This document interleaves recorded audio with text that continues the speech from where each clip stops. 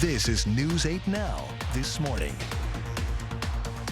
Folks were ready to react if a patient or client did become violent, or a family member. Learning about research really involves not just doing the project and sharing it with other students, but also sharing it with the community and learning how to communicate these scientific findings with others who maybe don't know science well. I really wanted to be able to allow our caregivers to have an outlet to process at first the pandemic, and then in our second year what's happened since the pandemic. It happened to coincide with the MSU shooting and tragedy, and so we know that the arts is a great way to reflect and process.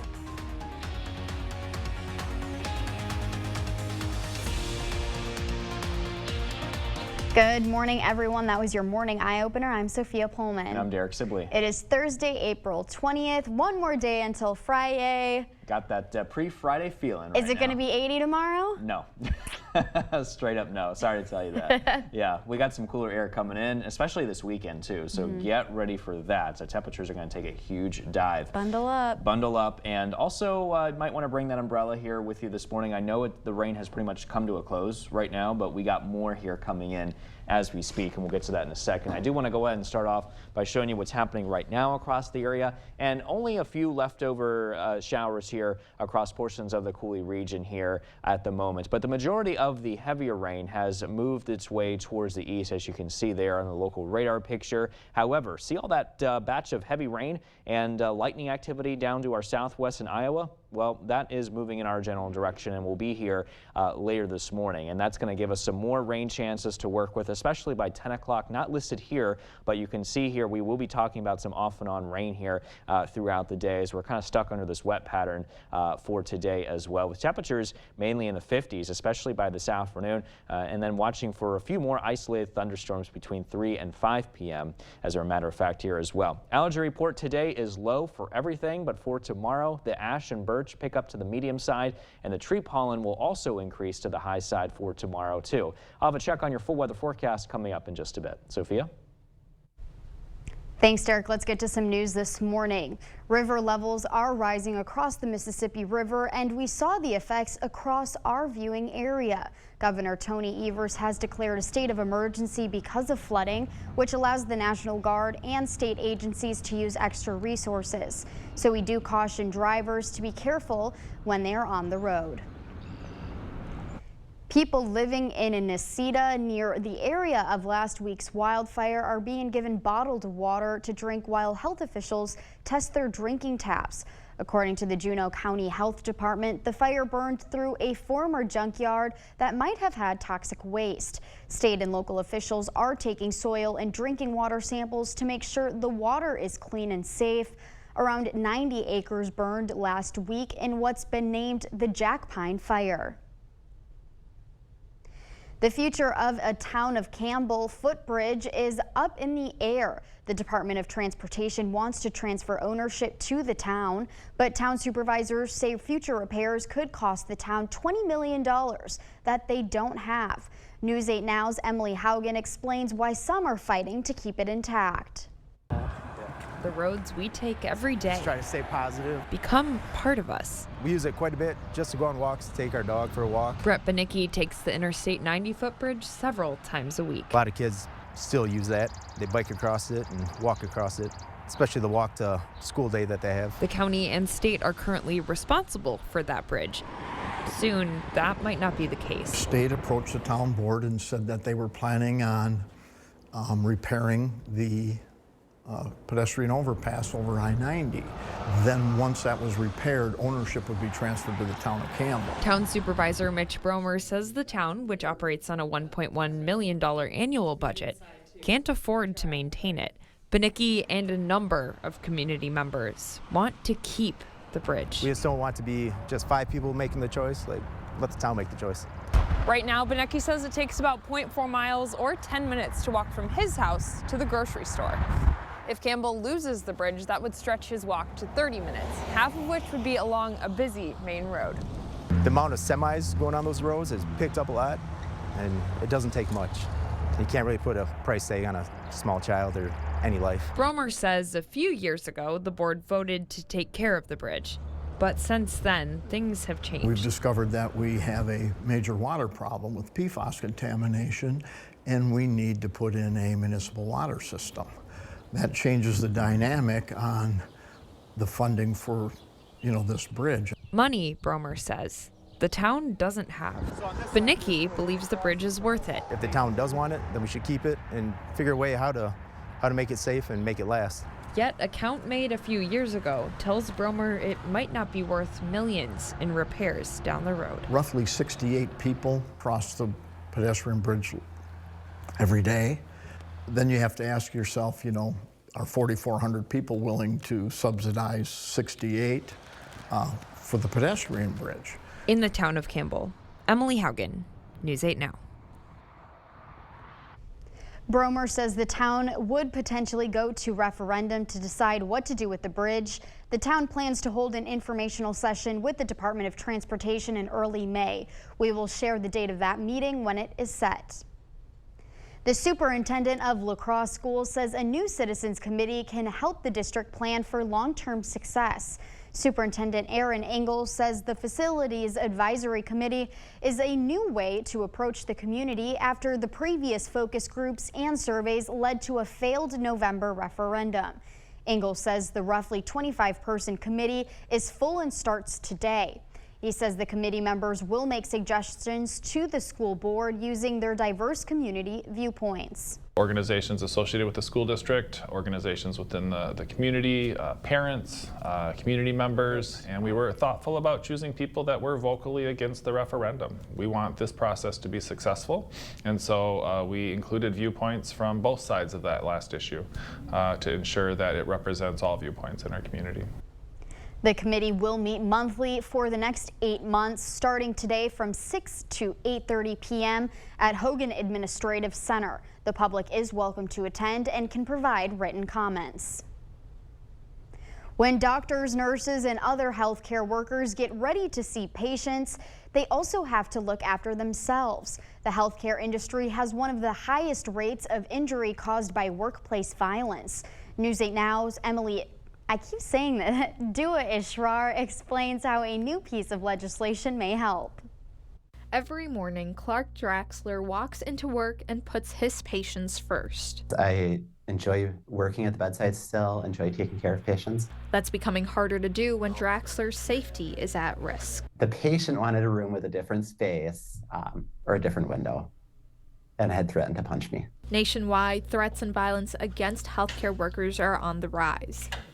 Last year, half of all nurses reported an increase in workplace violence. That's more than double the previous year.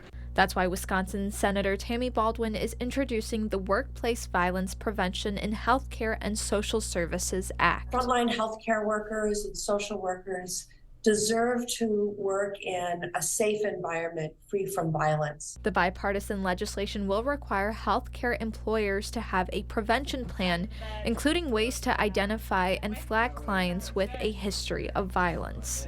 It's a common sense approach. In 2021, Gunderson Health System with the Wisconsin Hospital Association supported a bill that would make threats against healthcare workers a Class H felony in Wisconsin. The bill was signed into law by Governor Tony Evers last month. Anything we can do to elevate what we're doing for our healthcare workers is super important. Draxler says patients have the right to healthcare, but healthcare workers also have a right to safety. Reporting in La Crosse, Dua Ishrar, News 8 Now.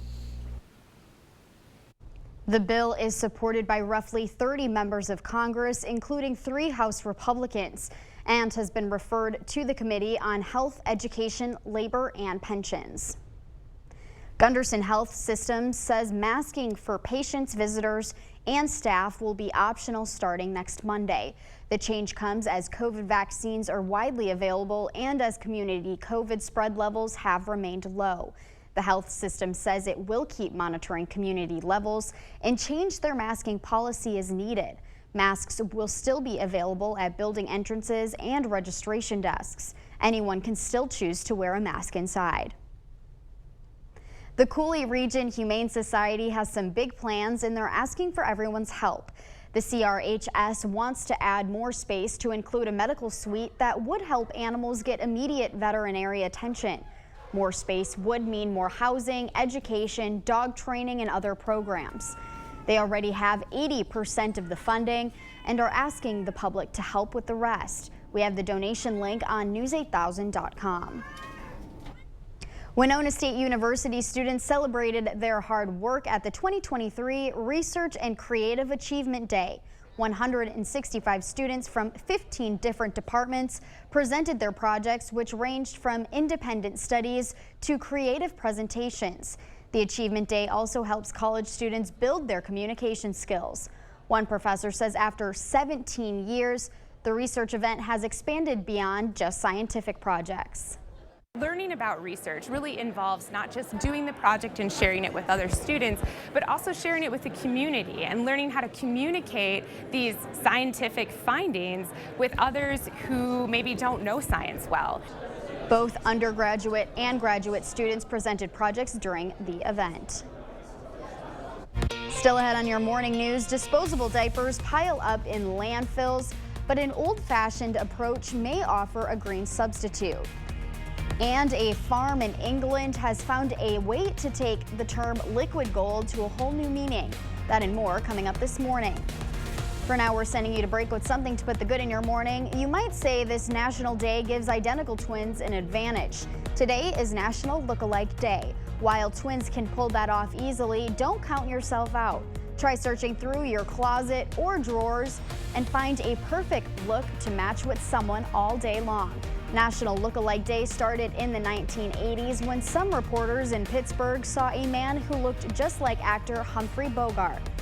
Don't go anywhere. Your consumer news at News 8 Now this morning after the break.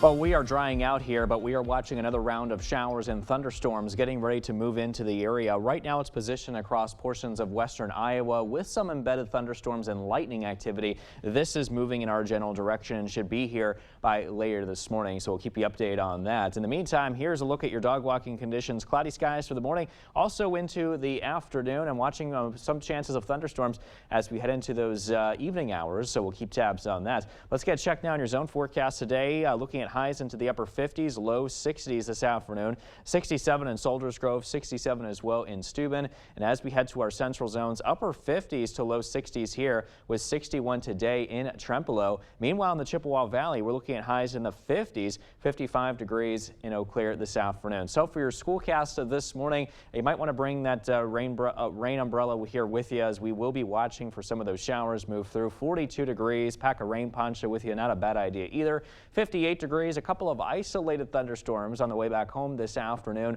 Otherwise, cloudy skies, and we'll talk about some of those rain chances coming up in the full weather forecast in just a few minutes.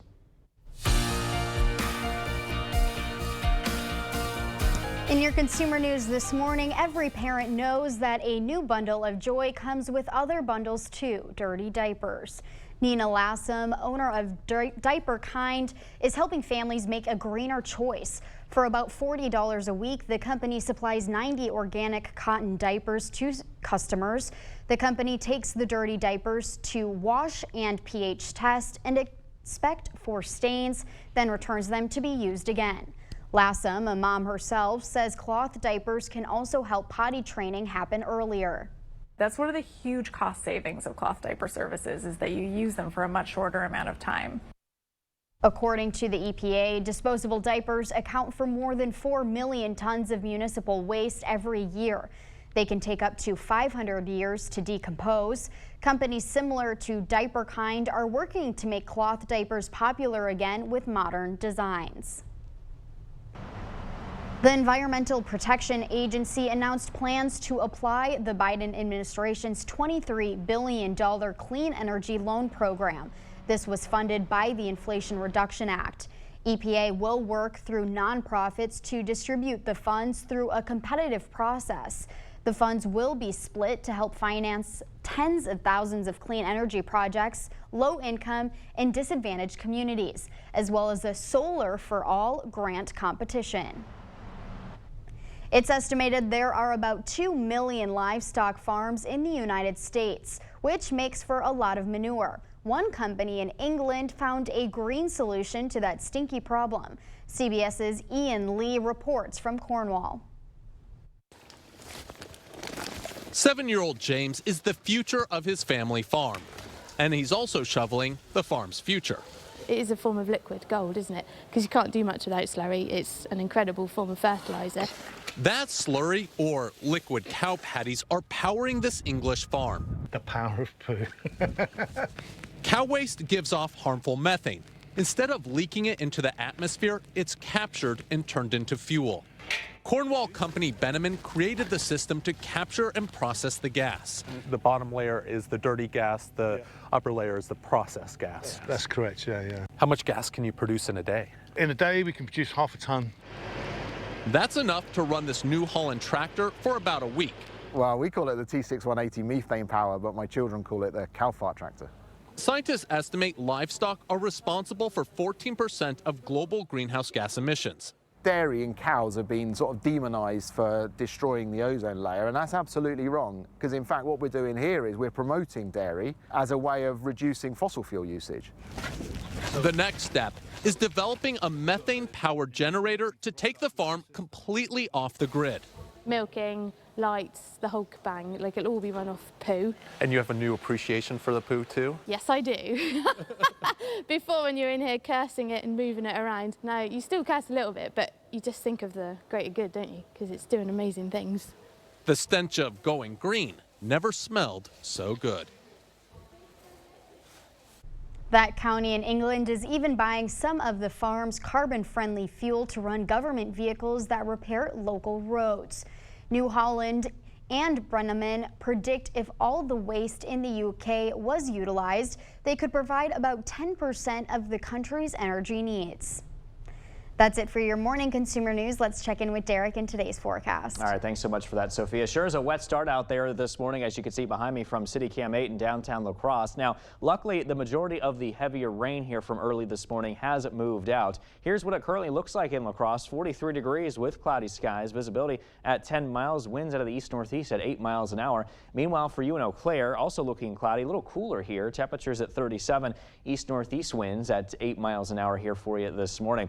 Here's a check on the radar picture, and as you can see, the majority of us are looking much better here in terms of the rain, as all of it here has moved out of here from earlier this morning. However, as we head into the late morning hours, we're going to be watching this next round of showers and some embedded thunderstorms currently positioned over Iowa, and as you can see, it is moving in our general direction. It will be here in the next few hours or so, all associated with this low pressure system that we're watching here, and that is going to help give us some more rain and thunderstorm chances for us to work with here today. As you can see here on the day planner, we're looking cloudy, 45 degrees at 7 o'clock. By noon, cloudy skies, temperatures at 55. Watch out for some more isolated thunderstorms move through at around 4 p.m. this afternoon, with temperatures at 57, and then cloudy skies, 46 degrees as we head into the early evening. So we'll time things out on Sky Tracker. You can see the showers and thunderstorms will be moving over us here at around 10 o'clock, associated with this low as it continues to track over us here. By 4 o'clock, still looking at some scattered showers and thunderstorms as it continues to move across much of the upper Midwest. And as we head into tonight, we'll be on the backside of the system here and also on the backside of this cold front. So temperatures will also be dropping. And in fact, you can see some of the wraparound of precipitation of rain and snow here mixing with some of those cooler temperatures. We'll keep an eye on this because this could wrap around just enough to where we could be looking at at least some scattered rain showers as we head into tomorrow afternoon and also into tomorrow evening. Now, with the storm's position over Iowa here this morning, we'll have to keep an eye on that because that is probably the best chance of seeing some of those thunderstorms turn strong to maybe even severe, with hail, gusty winds, and maybe even some heavy rain at times, mainly between 9 to 11 o'clock here this morning. So again, something we'll keep an eye on here for you here at News 8. But as far as rain trackers showing, we could be looking at additional rainfall totals just under a ½ an inch in many spots. And yeah, that's not very good here, especially with the rivers already here at moderate flooding stages. And in fact, you can see Wabasha, Winona, and La Crosse will crest here at major flooding here over the next few days. So something we'll keep our eyes on, and of course we'll keep you updated on those river levels as they come in. Here's a check on your 8-day forecast, and you can see that we will be talking about some scattered rain showers for Friday, cloudy and much cooler conditions as we head into this weekend. Partly cloudy here as we head into the start of next week, with high temperatures warming up into the mid-50s. Stay tuned. We're back with much more news and weather still to come on News 8 Now this morning. We're taking a quick break with a look what happened in this day in history for April 20th. We'll be right back.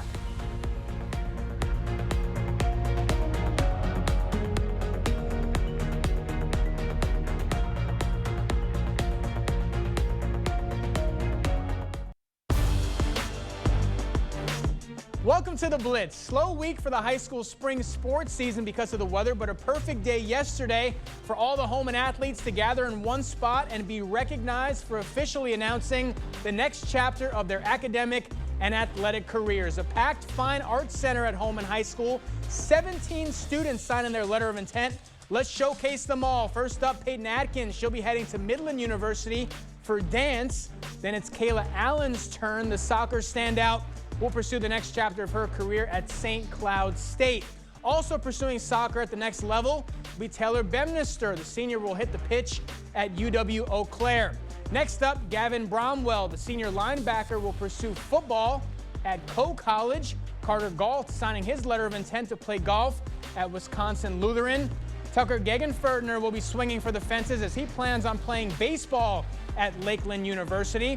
Back to the pitch now, it's Ella Lechecki. The senior will stay in the area and play soccer at Viterbo. Next up, a two-sport athlete, Nora Lee, plans on hitting the pitch as well as the mat as Lee will attend UW-Stevens Point for soccer and wrestling. Back to the gridiron, Matt McBride will play football at the next level at the University of Jamestown.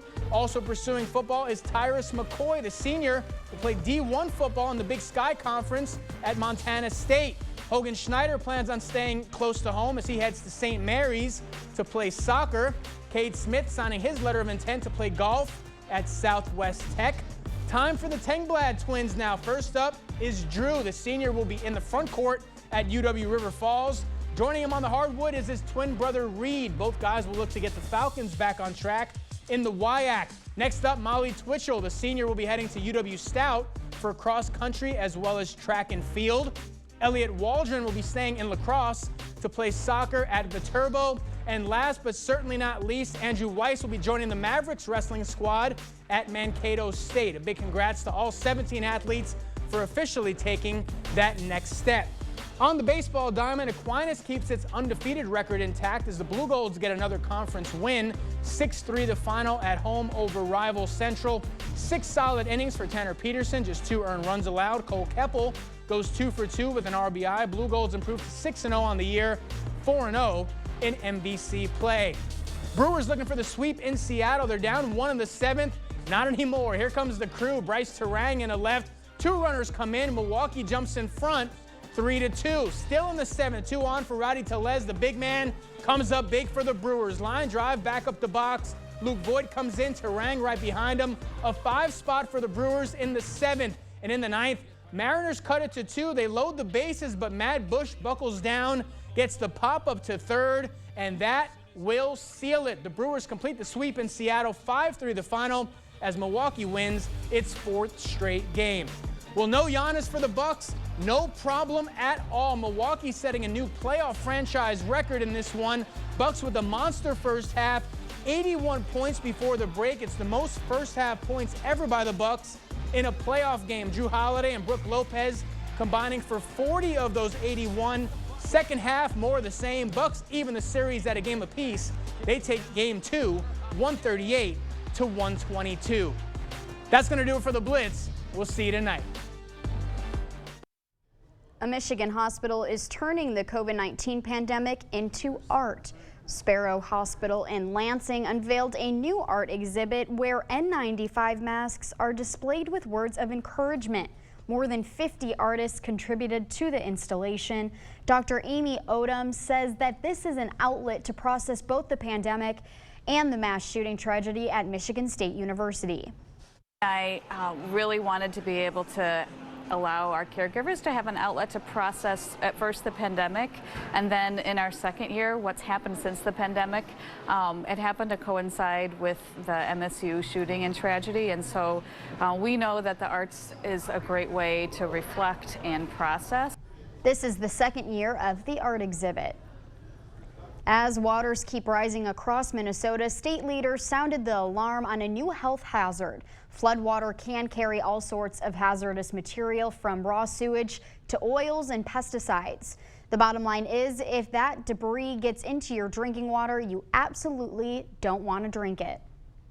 So if you look around your well casing, and if it looks like there is the soil around your well is kind of waterlogged, or if it looked like the ground around it is kind of waterlogged, that could be a sign that some water might have gotten into your well, especially if you have an older well. If your well gets completely flooded, assume it's not safe to drink, bathe in, or even use to brush your teeth. State health officials say they've received quite a number of calls from concerned well users within the last few days. Overall, their message is that it's better to be safe than sorry. A bill with harsher punishments for reckless drivers is now on its way to Governor Tony Evers' desk. The bill has passed through the state Senate. Evers says he plans on signing the bill into law. The Republican-backed bill would increase maximum fines for reckless driving. Reckless drivers who cause great bodily harm would face a maximum of 6 years in prison. Evers signed a bill earlier this month allowing local governments to impound unsafe drivers' cars. Here's Derek with an update on our weather. Derek? All right, thanks a lot for that, Sophia. We are watching the majority of us dry out here this morning. However, if we look back towards the southwest over Iowa, you can see a big batch of heavy rain and thunderstorms moving towards the northeast in our general direction. And we expect that to move through here in the next few hours by late morning. 58 degrees for the high today with some of those showers and thunderstorms, but overall a little bit warmer here than what it was just yesterday. For tonight, we're going to drop to about 36 degrees, much drier, partly cloudy and slightly cooler with west-southwest winds at 15 to 25 miles an hour, making it slightly chilly because our temperatures will already be into the 30s. But here's a check on your driving conditions this morning. Again, watch out for more showers expected to move through. So we got yellow lights there, lunch hour, cloudy skies move in, and then we will be watching another chance of seeing some showers and maybe even a few isolated thunderstorms. Unfortunately, just in time for your late afternoon to early evening commute, although we'll continue to watch this as the system begins to develop and evolve. But coming up, I'll have a check on a final check that is on our full weather forecast after the break. And also coming up in our Buzz Report, an interview discussing this weekend's 19th Beer, Wine, and Cheese Festival. Stay with us. We'll be right back.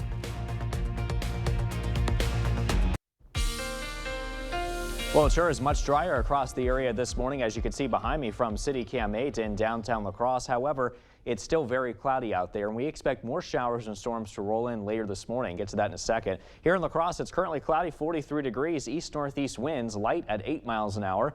In Eau Claire, also cloudy here, temperatures at 38 degrees with east winds at 9, gusts up to 22 miles an hour. However, a look at the latest radar picture shows that we are in much better shape here this morning. We're finally getting a break here because there is some more here of rain and thunderstorms yet to come, positioned across Iowa. You can see this is a big batch of showers and thunderstorms. It is moving towards the northeast in our general location, all associated with this low pressure system that we continue to track here for you this morning. And this system is responsible for bringing us the cloudy weather, scattered rain and thunderstorms here across the area here this morning and also into today. As you can see here on the daycast, we got 55 degrees and cloudy skies expected to move in by noon today. That will be after the rain and storms move out of here by later this morning. And then thunderstorms once again by 4 o'clock, temperatures at 57.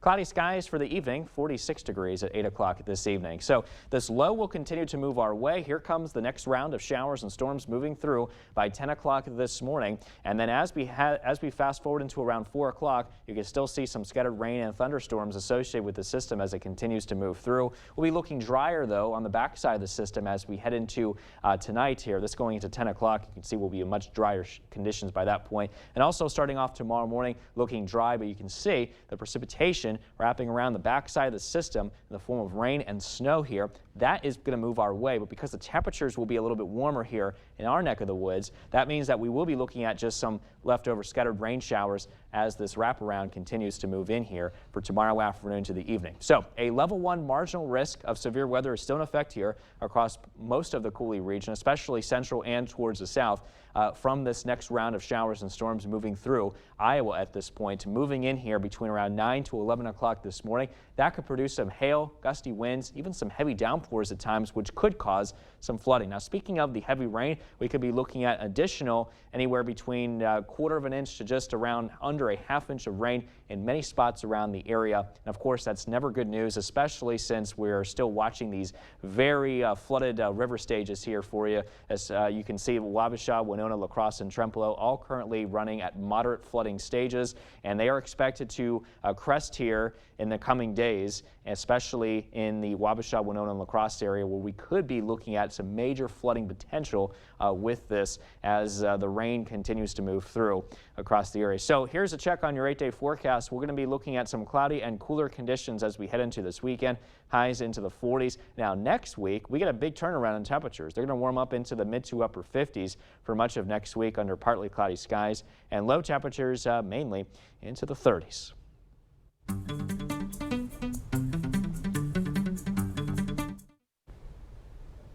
Crack open a cold one for beer, wine, and cheese this Saturday. Between the Bluffs Beer, Wine, and Cheese is ready for another legendary day. Sample and enjoy delicious craft beer, wine, and cheese, and meats from the La Crosse region and in the Midwest. That's right, Derek. This morning we have Jeremiah Burrish with us to tell us what to expect at one of La Crosse's most celebrated events. Thanks for being here. What can we expect? What kind of cheese is going to be there? Yeah, so I mean, it's really in the name, right? It's beer, wine, and cheese. We have nearly 100 vendors from all over the area, the state, the Midwest, and nationally. So yeah, it's like I said, beer, wine, and cheese of all kinds, whatever your palate might be. We have a little bit of everything, and it's just a great chance to come out, see and sample whatever it is that you might like, and explore those palettes and see what you might want to explore a little bit more for the summer. So do you get to sample everything beforehand? No, unfortunately, I'll be busy working that day, and there's not really anything beforehand, but it looks like everyone has a wonderful time. What is the most favorite out of the beer, wine, and cheese? What do people usually go towards? Yeah, so that's the beauty of this event. Everyone gets a chance to test whatever it is, and if they're really interested in wine, they can, migrate a little bit more towards the wines, or if they're searching out a new IPA or a pale ale, whatever it might be, they can seek those out. Like I said, we'll have nearly 100 vendors, nearly 60 of them are breweries, over 20 different types of wines, another bunch of different cheeses and meats and all kinds of good eats. And so it really gives you a chance to taste whatever it is that you might be looking for. Is there a limit on what you can taste? How many? Nope, it's unlimited sampling with your ticket. Once you're in the doors, it's unlimited sampling. It is a 2-ounce pour limit for our brews and 1 ounce for wines, just with the higher alcohol content. It is, again, it's a sampling event to find those good things. People, get out of hand with that. For sure. And it sounds like such an exciting event, too. How many people do you usually think end up going to these type of things? It is. It's a great event. We usually sell out every year, and we have approximately 3,500 people that'll actually join us down at the Oktoberfest grounds on Saturday for Beer, Wine, and Cheese Fest from all over the country. It's amazing to see. We have people from over 24 different states that come annually to this event. Is it just on Saturday? It is just on Saturday. However, we do have what's called Taster's Eve on Friday, where a lot of the different bars and establishments in the area, Pearl Street Brewery, the different breweries and the distillery all do different things and tap takeovers, and we have some of that information on our website as well. We run a free shuttle to all those different locations for people to jump on, jump off, and do different tap takeovers and specials with some of the vendors that are going to be at the event on Saturday as well. How many years has this been going on? This is our 19th annual event. Of course, we didn't have the event in 2020 or 2021, so 19th actual event that we've hosted. So next year, big 20 years, and looking to do it even bigger and better next year. But of course, we got to get through this year one more. What do you say to people to get them to come out to this? We don't have to say much. It's got this event has an awesome reputation. Beer, wine, cheese. That's all you need. Beer, wine, and cheese. Yeah, exactly. It's in the title, right? But it does. It has a great reputation. We have phenomenal vendors that come in. We really try to roll out the red carpet for everybody who attends the event, showcase the phenomenal products and the vendors that are here, and again, the reputation speaks for itself, and people want to come back every year. Are there any familiar faces that people might recognize there, and if so, who? Absolutely. I mean, again, we see the same vendor, a lot of the same vendors year in and year out. New Glarus, of course, with Spotted Cow is always such a big hit, but we have Guinness and a lot of other big national brands like Dogfish Head has been here. You know, they're out of California. But then, of course, our local staples, of course, with 608 and Turtle Stack and Pearl Street Brewery. But really just everyone who comes is just, you know, it's all top notch. Yeah. Where can people find more information? Yeah, so all of our information is on BetweenTheBluffsBeerFest.com. There are limited general admission tickets still available, but they are limited right now. So if you're interested, definitely get on there and check it out right away. There's more Tasters Eve information, and all of our vendors are listed on there as well. Is there sorry, go ahead. Last thing, what's your favorite part of the event? It's tough because I don't get to partake, but I do love to see everyone having a great time. It's great to see all the smiles, the camaraderie. This is really, a lot of people come from all over, like I said, kind of a homecoming if they were, you know, alumni at UWL. A lot of people get together with their friends, similar to what Oktoberfest presents. And it's just a great chance to see everyone getting out. Usually we're hopeful for a little warmer weather. And again, seeing all that, kind of that spring kickoff, it really is oftentimes the really first big event of the year to showcase what our region has to offer. Awesome. Well, thank you very much for being here. And everyone go check out the event. You can find more information on their website. We'll be right back after the break. Before we head to break, it's time to look at today's Look Who's 8. That's right. We want to start off with Breckett, who is turning 8 today. Now, Breckett loves to hunt, fish, and play football. Hold on, can't really see him. Oh, yeah, that's right. Happy 80th birthday to Beth. Beth loves when her family visits and also enjoys putting puzzles together. I'm going to step out so that way we can see her pictures. Happy 88th birthday to Don. Don enjoys going out to eat, especially, hey, if it's donuts. Right? If you know a special someone turning 8 months, 8 years, 18, 80, or 88 years old soon, we'd love to feature them. That's right. Just upload their photo to our website, news8000.com, and look for the Submit Pictures button under the Home tab on our website. Stay with us. We have everything you need to know today in 5 minutes or less. Your Morning News Now is up next. River levels are rising across the Mississippi River, and we saw the effects across our viewing area. Governor Tony Evers has declared a state of emergency because of flooding, which allows the National Guard and state agencies to use extra resources. We caution drivers to be careful when they are on the road. Winona State University students celebrated their hard work at the 2023 Research and Creative Achievement Day. 165 students from 15 different departments presented their projects, which ranged from independent studies to creative presentations. The Achievement Day also helps college students build their communication skills. One professor says after 17 years, the research event has expanded beyond scientific projects. Learning about research really involves not just doing the project and sharing it with other students, but also sharing it with the community and learning how to communicate these scientific findings with others who maybe don't know science well. Wisconsin Senator Tammy Baldwin is introducing a new bill for American workers. It's called the Workplace Violence Prevention in Healthcare and Social Services Act, and it aims to help create a safe workplace environment for healthcare workers. Threats and violence against healthcare workers are on the rise nationwide. The bipartisan legislation would require the Federal Occupational Safety and Health Administration to require healthcare employers to have a prevention plan. Folks were ready to react if a patient or a client did become violent, or a family member. The prevention plan could include extra security, ways to identify and flag clients with a history of violence. The bill is supported by roughly 30 members of Congress, including 3 House Republicans. Gunderson Health System says masking for patients, visitors, and staff will be optional starting next Monday. The change comes as COVID vaccines are widely available and as community COVID spread levels have remained low. The health system says it will keep monitoring community levels and change their masking policy as needed.